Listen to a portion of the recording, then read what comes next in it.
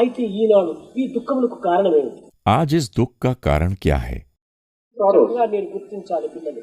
दो बातों को समझना होगा। ఈ దుఃఖములకు కారణమేమిటి? इस दुख का कारण क्या है? ఉన్నదాన్ని లక్ష్యం చేయటం లేదు, जो कुछ तुम्हारे पास है तुम उसकी कद्र नहीं कर रहे हो। లేని దానికోసం విచారిస్తున్నారు. जो कुछ तुम्हारे पास नहीं है उसके लिए तुम चिंतित रहते हो। అదే దుఃఖానికి మూల కారణం. यही दुख का मूल कारण है। ఉన్నదాన్ని అనుభవించు, जो कुछ है उसका अनुभव करो। ఉన్నదాన్ని ఏమాత్రం అనుభవించకుండా లేని దానికోసం ప్రాకులాడి అశాంతికి గురి అయిపోతుంది. जो कुछ है उसका आनंद न लेते हुए जो तुम्हारे पास नहीं है उसके लिए तरसते हुए तुम अशांति का शिकार हो रहे हो। అంతేకాదు, పాస్ట్ ఇస్ పాస్ట్, గడిచిపోయిన దాన్ని మనం విచారించుకోము. केवल इतना ही नहीं, जो बीत गया सो बीत गया उसके लिए चिंतित नहीं होना चाहिए। Past is past, forget the past. जो बीत गया है उसे भूल जाओ। నడుచుకొని వచ్చిన రోడ్డు చూసుకొని వచ్చాం, నడుచుకొని వచ్చిన రోడ్డు చూసి వచ్చాం. जिस मार्ग पर चलकर आए हो उसे तो तुम देखते हुए ही आए हो। నీవు ముందు రోడ్డు చూడాలనుకుంటావు, केवल आगे बढ़ने के मार्ग पर ध्यान लगाओ। నీవు భవిష్యత్తు గురించి కూడా విచారణ చేయొద్దు. भविष्य के बारे में भी तुम चिंता मत करो। ఫ్యూచర్ ఇస్ నాట్ షూర్, भविष्य बिल्कुल निश्चित नहीं है, not sure what what future. इसलिए भविष्य के बारे में बिल्कुल चिंता मत करो। ప్రెజెంట్, वर्तमान काल this is not ordinary present, ये कोई सामान्य काल नहीं होता, ఆమ్ని ప్రెజెంట్. ये सर्वव्यापी है। పాస్ట్ రిజల్ట్స్ ప్రెజెంట్ లో ఉంది, अतीत का फल वर्तमान है ఫ్యూచర్ రిజల్ట్స్ కూడా ప్రెజెంట్ లో ఉంది. और आने वाले भविष्य का फल भी वर्तमान में ही निहित है।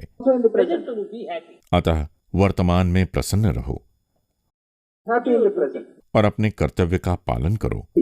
ఫ్యూచర్ కూడా మంచిగా వచ్చే. ऐसा करने पर भविष्य भी अच्छा रहेगा। ఈ దుఃఖానికి కారణము పాస్ట్ ను ఫ్యూచర్ ను చింత చేసుకుంటూ ప్రెజెంట్ ను వదిలిపెట్టుకున్నావు. इस दुख का कारण ये है कि तुम अतीत और भविष्य की चिंता करते हुए वर्तमान को भूल जाते हो। దాని వల్లే దుఃఖం కారణమైపోతుంది. यही दुख का मूल कारण है। నీవు పాస్ట్ ని మర్చిపో, अतीत को भूल जाओ, ఫ్యూచర్ విషయం యోచించి भविष्य के बारे में चिंता मत करो, ప్రెజెంట్ ను చక్కగా తీసుకో. वर्तमान को सार्थक बनाओ, అప్పుడే నువ్వు చక్కని అభివృద్ధికి వస్తావు. तभी तुम अच्छी तरह से प्रगति कर सकोगे। కనుక దుఃఖాన్ని మనం దూరం చేయాలనుకుంటే अतः दुख को दूर करना है ప్రేమ మార్గమే చాలు. तो मात्र प्रेम मार्ग ही काफी है। Uh love is God, live in love. प्रेम ही ईश्वर है, इस प्रेम में ही जीवन बिताओ। తెల్లవారి లేచిన మొదలుకొని రాత్రి పరుండేంత వరకు ప్రేమతోని మీ కార్యాలను ఆస్వాదించండి. विद्यार्थियों, प्रातः जागने से लेकर रात को सोने तक तुम अपने सारे कार्यों का निष्पादन प्रेम से ही करो। Start the day with love, दिन का प्रारंभ प्रेम से करो, spend the day with love, प्रेम में ही पूरा दिन बिताओ, fill the day with love, दिन को प्रेम से ही भर दो, end the day with love. दिन की समाप्ति प्रेम से ही करो। ఇది నిజమైనటువంటి మార్గం. यही సच्चा मार्ग है। కాలమాత్రిక సర్వము మారుతూనే ఉంటుంటాది. इस जगत में सब कुछ परिवर्तनशील है। పుట్టిన తక్షణ ఒక చైల్డ్ అవుతాడు, जन्म लेते समय मनुष्य शिशु होता है, వాడు 10 years బాయ్ అవుతాడు, 10 वर्षों के बाद बालक होता है, 30 years మ్యాన్ అవుతాడు, 30 वर्ष आने पर आदमी होता है 75 years గ్రాండ్ ఫాదర్ అవుతాడు. और 75 वर्षों के आने पर दादाजी होता है। Child bye man grand father ఒకటే. కాలమార్పు చేతి ఇంత మార్పులు కలుగుతుంటాయి. शिशु, बालक, आदमी और दादाजी एक ही हैं, केवल समय के परिवर्तन के कारण इतना बदलाव आया है। అంత పున్ను కదిలిపోయేటువంటిది జగత్తు. ये समस्त जगत परिवर्तनशील है, దీని పేరే జగత్. इसका नाम जगत है। జగత్ వచ్చిపోయేటువంటిది. जगत अर्थात आने और जाने वाला ही जगत है। ఏది పర్మనెంట్ లేదు ఇక్కడ. यहाँ कुछ भी शाश्वत नहीं है। కనుక ఏదైనా దుఃఖం వస్తే పాసింగ్ క్లౌడ్స్ అని దాన్ని పంపించు. यदि कोई दुख आता है तो उसे आने जाने वाले बादलों के तौर पर देखो।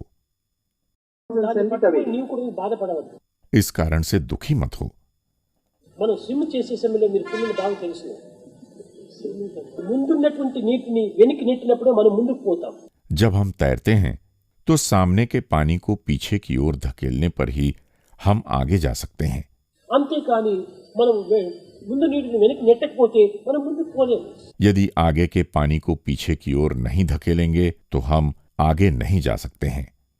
కనుక ప్రతిదాన్ని మనం నెట్టి చేయాలి, నెట్టి పోవాలి, ముందుకు పోవాలి. अतः हमारे साथ जो कुछ भी घटित हो उसे पीछे धकेल कर आगे बढ़ जाना चाहिए।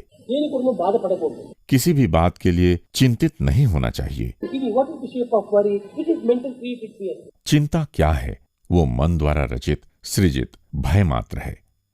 అలాంటి మెంటల్ క్రియేటెడ్ ను ఏమాత్రం కూడా అభివృద్ధి చేసుకోకూడదు. तुम्हें ऐसे मानसिक भय को कभी बढ़ावा नहीं देना चाहिए। ధైర్యంగా సాహసంగా మనం ఎదుర్కోవాలి. सबका सामना पूरे धैर्य और साहस के साथ करना चाहिए। సత్య మార్గంలో ప్రవేశించాలి. सत्य के मार्ग में प्रविष्ट होना चाहिए।